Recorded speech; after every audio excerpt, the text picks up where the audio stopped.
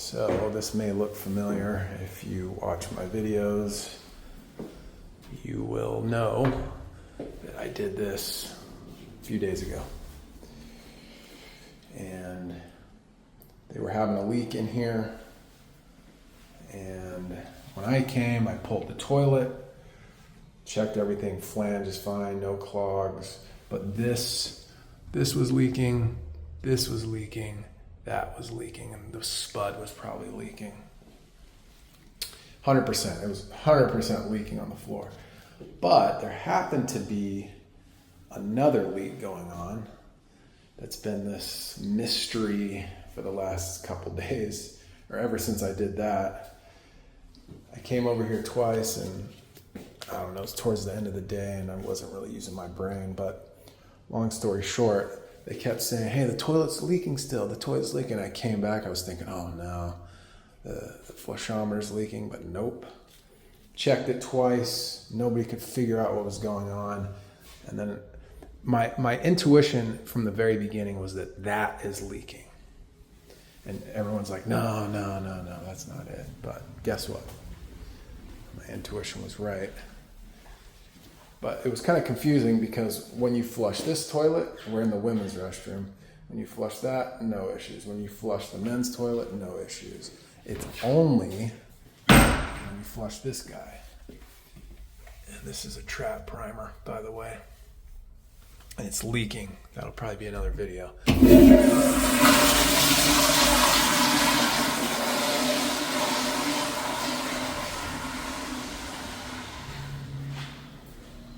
I'll probably have to flush it several times, but yep, it's starting to rise already. Starting to rise. I can see it rising. So probably 1 or 2 more flushes will do it. But originally I was going to pull this toilet and camera it, but I told them, let's first try and snake this sucker. See the water, it's almost to the top. It's going to the top. So I said, let's snake this. I'm gonna try to snake it from here with the Duracable 3/8 and the drop head auger. See if we can get it. If I can't, then I'll pull the toilet. If I can, and then this happens again, then we'll pull the toilet. So, okay.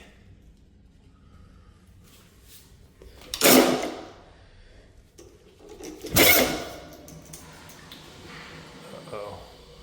Don't flood me out, people.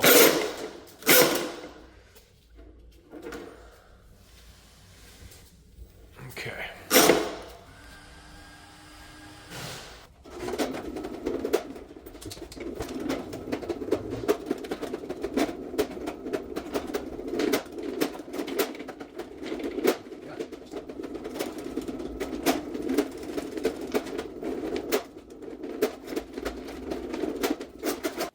Okay, could not get that to go past the P-trap, but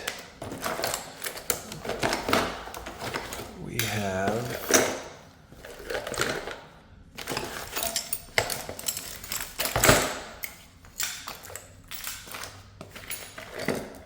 there he is. We got this little guy. So we're gonna put that on. Put the little clog chopper on, and hopefully get it to go past the P-trap. I do not want to use a hand snake on this because this drops into a minimum 3-inch, maybe more. If I put the 5/16 cable in there, you're risking it getting, if the clog is strong enough or hard enough, you're risking that cable getting twisted up in there, and then you got a real problem. Let me tell you, you got a real problem if that happens. So I'm not going to force this cable to go down just to try to save them having to pay me to pull the toilet. It's just not worth the risk. So We'll try this guy. And if this doesn't go, then you're gonna have to pull the toilet.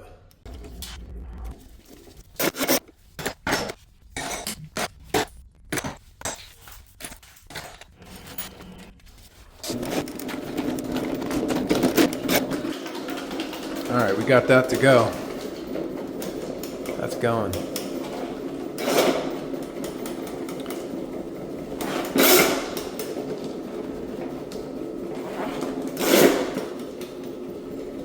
Just take your time. Don't want to force anything. Just feel the cable. Problem with this is there's a very good probability that this cable could just shoot right under the clog, especially if it's in 4-inch.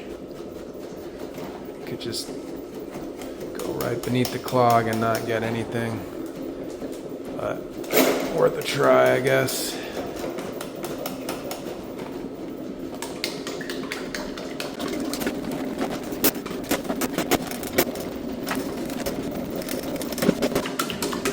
I don't know, man. I hear the cable bouncing around over here.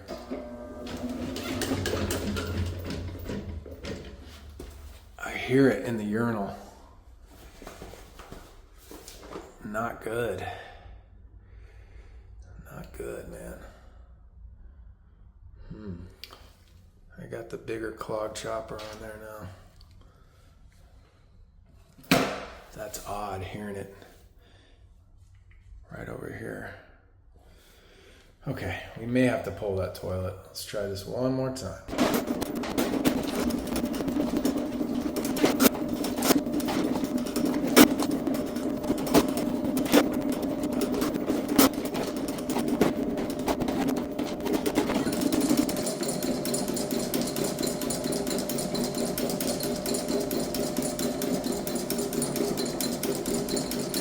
Got it. Got it. That was odd. And I'm actually surprised I got the bigger clog chopper through that P-trap. Very odd that I was able to do that. All right, folks.